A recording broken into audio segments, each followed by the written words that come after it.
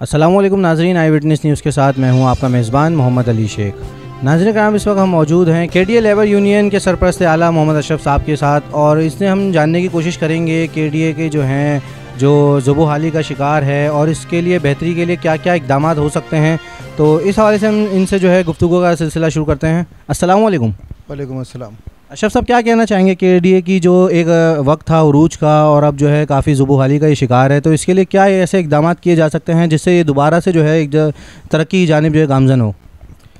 बिस्मिल्लाहिर्रहमानिर्रहीम। थोड़ी सी मैं आपको बैकग्राउंड बता दूं केडीए का।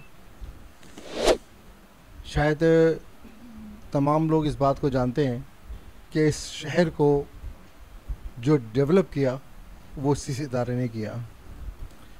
इस वक्त जो भी यहाँ पर इंफ्रास्ट्रक्चर नज़र आ रहा है आपको, तमाम का तमाम जो है पुराना वो सब केडीए का बना हुआ है। सारी प्लानिंग केडीए की बनी हुई है। एक बड़ी अच्छी हालत के अंदर ये इदारा चल रहा था, लेकिन बदकिस्मती के साथ इस इदारे को नज़र लगी और सिटी डिस्ट्रिक्ट गवर्नमेंट बन गई। जब सिटी डिस्ट्रिक्ट गवर्नमेंट बनी तो ये इदारा जो था जिसने इस शहर को खूबसूरत बनाया, वो एक समंदर के अंदर एक छोटा सा एक दरिया बन गया, और वो दरिया जो है समंदर के अंदर नज़र ही नहीं आया।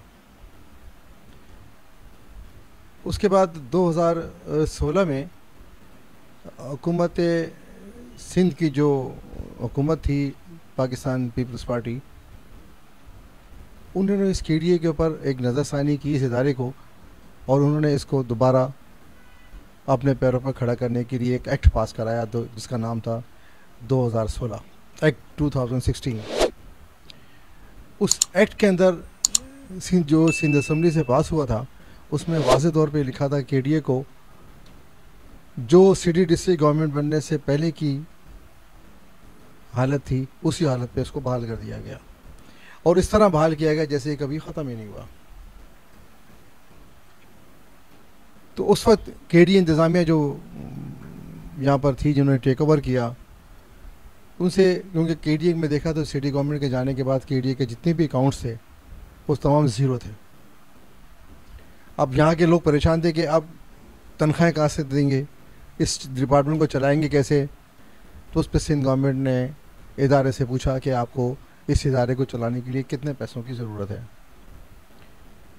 तो इदारे के जो इंतज़ामिया थी उन्होंने एक फिजिबिलिटी बनाई जिसमें कहा गया कि हम तकरीबन 20 करोड़ रुपए अगर हमें हर महीने मिलें तो हम अपने पैरों पर खड़े हो सकते हैं। गवर्नमेंट ने, पाकिस्तान पीपल्स पार्टी की क़यादत ने, जो सिंध की क़यादत थी, उन्होंने इस बात को एग्री करते हुए ये ऑर्डर किए, ये मुआहदा किया केडीए के साथ, हम आपको 2 साल तक 20 करोड़ रुपए की ग्रांट देंगे जो कि इमदाद थी, और 2 साल के बाद हम इस इमदाद को बंद कर देंगे और इस दौरान आप अपने पैर पर दोबारा खड़े हो जाएं। अब बदकिस्मती क्या है इदारे की मैं नहीं कहूँगा कि हम बदकिस्मती तुम्हारे मुलाजमिन की रही कि हमने अपने पैरों पर खड़े होने की कोशिश नहीं की, और कोशिश करने के लिए हमारे पास इतने वसाइल यहाँ पर इस इदारे के अंदर मौजूद हैं जो हमने उनको पूरे का नहीं लेके आए, उनको इस्तेमाल नहीं किया, और जहाँ थे वहीं बैठे रहे, और हम उस ग्रांट के इंतज़ाम में रहे हर महीने कि हमें अपनी तनख्वाह मिल जाए, जबकि होना ही चाहिए था कि 2 साल के बाद हमको अपने तरक्याती काम को इतना बेहतर बनाना चाहिए था कि हम 20 करोड़ रुपए की इमदाद देना बंद कर दें। आज तकरीबन 6 साल हो गए। उन 6 सालों के अंदर मैं सलाम पेश करता हूँ वज़ीर आला सिंध का को और हमारे इदारे के जो वज़ीर हैं नासिर हुसैन शाह साहब, कि जिनकी ज़ाती दिलचस्पी की बुनियाद पर ये इदारा 2 साल गुजरने के बावजूद भी 6 साल तक उस ग्रांट के अंदर एक महीना ऐसा नहीं है कि ना आई हो। उसके अलावा उस ग्रांट में 8 करोड़ रुपए का इजाफा भी कर दिया। अब तकरीबन 28 करोड़ से ज़्यादा की जो ग्रांट है वो हमें हुकूमत सिंध दे रही है और हम उस पर चल रहे हैं। इसके साथ साथ 2015 में जो लोग रिटायर हो गए थे वो अपने वाजिबात के लिए परेशान थे। तो वाजबात उनको इस तरह मिलते थे कि कभी उनको अपने वाजबात में से 1 लाख रुपए दे दिए, कभी 50,000 रुपये दे दिए, वो भी उस सूरत में कि जब वो बेइंतहा चक्कर लगाते थे। और वो उनकी जो पेंशन के जो फंड का अमाउंट था वो टुकड़ियों के अंदर होके वो खर्च हो जाता था और कोई आदमी उसको इस्तेमाल नहीं कर सका। ये बात हमने अपने मिनिस्टर नासिर शाह साहब के पास में जब रखी और उन्होंने चेयरमैन साहब से इसके लिए बात की, तो चेयरमैन साहब हमारे बिलावल भुट्टो ज़रदारी साहब ने इस बात को बग़ैर किसी हिचकिचाहट के उन्होंने इस बात के का हुक्म दिया नासिर हुसैन शाह साहब को कि आप ज़ाती तौर पर दिलचस्पी लेते हुए इनकी वाजिबात की तरफ इनको पूरे पैसे दिलवाएं। नासिर शाह साहब ने मुकम्मल तौर के पर उस ऑर्डर पे इम्प्लीमेंट किया, जिसके अंदर हमारे वज़ीर आला सिंध मुराद अली शाह साहब और हमारे दोस्त जो कि वज़ीर आला के मुशीर हैं वक़ार मेहदी साहब, उन्होंने मिलकर ये जद्दोजहद की और उस चेयरमैन साहब के अहकामात को इस तरह पूरा किया कि 1 अरब रुपए इस इदारे को देने का ऑर्डर किए। उसमें से 50 करोड़ रुपए हमारे पास आ चुके हैं और 50 करोड़ रुपए की इंशाल्लाह पाइपलाइन में, वो भी किसी वक्त भी यहाँ पर आ जाएंगे। उससे हुआ ये कि जितने भी लोग वाजबात थे वो वाजबात लोगों को मिलना शुरू हो गए, काफ़ी हद तक लोगों को मिल चुके हैं और इंशाल्लाह ताला ये जो किस्त आएगी सेकंड, वो भी इमदादी किस्त है। हाँ, वो भी इमदाद के तौर पे यहाँ पर आई और तकसीम होने के बाद इंशाल्लाह हमारे जो रिटायर्ड लोग हैं उनके कुछ आंसू पुस जाएंगे। अब मौजूदा सूरत हाल ये है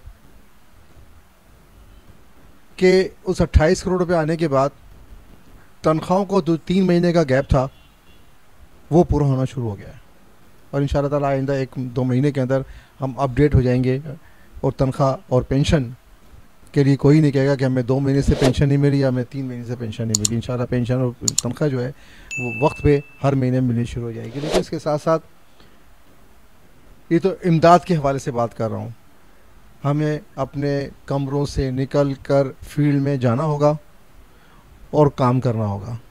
हमारी बहुत बड़ी KDA की पाइप फैक्ट्री जो कि बंद पड़ी है, हमने इसको दोबारा एक्टिव करना होगा। हमारा एक बहुत बड़ा असफाल्ट प्लांट है जो कि सुपर हाईवे पर और सफूरा पे जो कि बंद पड़ा है, हमने इसको दोबारा एक्टिव करना होगा। हर मशीनरी वहाँ पर जो है वो फंक्शनल है। पाइप फैक्ट्री के अंदर जितने भी वर्कशॉप हैं वो तमाम के तमाम फंक्शनल है। आज अगर हमें ऑर्डर मिलेगा तो हम कल पाइप देना शुरू कर देंगे पाइप फैक्ट्री से। और पाइप फैक्ट्री का जो पाइप है, शायद आपको मैं बता दूं और जो सुनने वाले हैं उनको भी बात पहुंच जाए कि पाइप फैक्ट्री के अंदर जो हमारा पाइप है उसकी क्वालिटी ये थी कि अभी कुछ अर्से पहले एक डेमोस्ट्रेशन हुआ था, तो हेलीकॉप्टर से एक 84 इंच का पाइप को हैंग किया गया और उसको ऊपर से फेंका गया हेलीकॉप्टर से। वो पाइप अपनी जगह पर मौजूद है, वो कहीं से नहीं क्रैक हुआ, कहीं से टूटा नहीं है। तो ये क्वालिटी है KDA के पाइप फैक्ट्री की। पता नहीं क्यों इसके ऊपर पाइप बनना बंद कर दिए गए। बहरहाल इंशाल्लाह ताला गवर्नमेंट भी इसमें दिलचस्पी ले रही है और हम आइंदा आने वाले वक्तों में इसको दोबारा रेस्टोर करने की कोशिश कर रहे हैं कि KDA की पाइप फैक्ट्री दोबारा रेस्टोर हो। इसके साथ साथ मौजूदा जो सबसे बड़ी हमें एक सहारा जो मिला वो KDA के मौजूदा डायरेक्टर जनरल मोहम्मद अली शाह साहब से मिला। मेरी 2-3 मीटिंग उनके साथ हुई है, तो उनकी बातों के अंदर ऐसी एनर्जी नज़र आई मुझे कि जैसे वो चाहते हैं कि इस KDA को मैं वो KDA बनाने की कोशिश करूं जो KDA इस रिवाइव होने से पहले था। मुझे बड़ी खुशी हुई इनकी इबादत सुनकर और उनके काम देखकर। तो ऐसा लग नहीं रहा कि वो इस इदारे के अंदर आए जो KDA जो इदारा जो है वो इमदाद पे चल रहा है। शाह साहब को मैं इस बात पे अप्रिशिएट करूंगा अपनी तरफ से, अपनी यूनियन की तरफ से, अपनी पार्टी की तरफ से कि इंशाल्लाह ताला अगर जिस तरीके से वो काम कर रहे हैं तो मुझे ये उम्मीद है कि आपका इस काम के अंदर हम तमाम मुलाजमीन, हमारी यूनियन और इंशाल्लाह ताला हुकूमत भी इनके साथ हर तरीके से वो कोऑपरेट करेगी जो इस इदारे को बेहतर करने के लिए हो। अगर ये इदारा बेहतर हो गया तो इंशाल्लाह मैं आपको यकीन दिलाता हूँ ये शहर भी बेहतरीन होगा। बहुत बहुत शुक्रिया जी। नाज़रीन, आपने मोहम्मद अशरफ साहब की गुफ्तगू सुनी। वो पूरी उम्मीद है कि इंशाल्लाह एक मरतबा KDA फिर अपने पैरों पर खड़ा होगा और अपने पैरों पर खड़ा होने के बाद एक मरतबा फिर कराची की जो है तरक्यात में अपना जो है अहम किरदार अदा करेगा। अपने मेज़बान को दीजिए इजाज़त। अल्लाह हाफ़िज़।